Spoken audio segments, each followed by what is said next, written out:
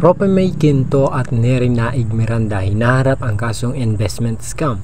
Naharap sa pag-aresto ang aktres na si Rope May Quinto dahil sa kanyang kaugnayan sa isang investment scam. Ito naman ay kinasasangkutan ng Dermacare Beauty Clinic. Ang kaso ay isinampa sa Pasay Regional Trial Court ng investors ng klinika na nagtuturing kay Quinto bilang endorser ng negosyo.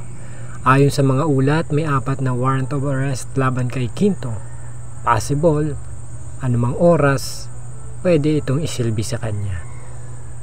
Nakasama rin sa kaso ang dating aktres na si Mrs. ni Parokya ni Edgar, vocalist Chito Miranda na si Nery Naig Miranda.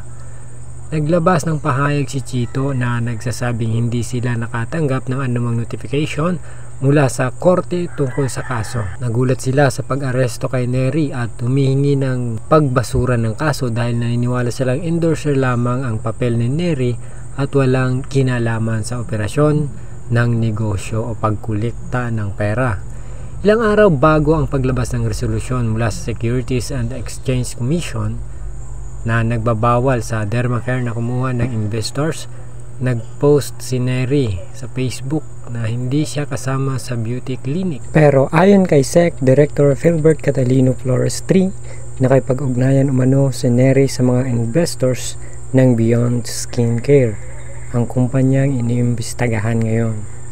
Umiikot din ang balita na may warrant of arrest laban kay Manny Pacquiao dahil sa pagiging franchise at brand ambassador ng Dermacare noong 2022. Gayunpaman, wala pang nakikitang warrant of arrest laban sa pambansang kamaong.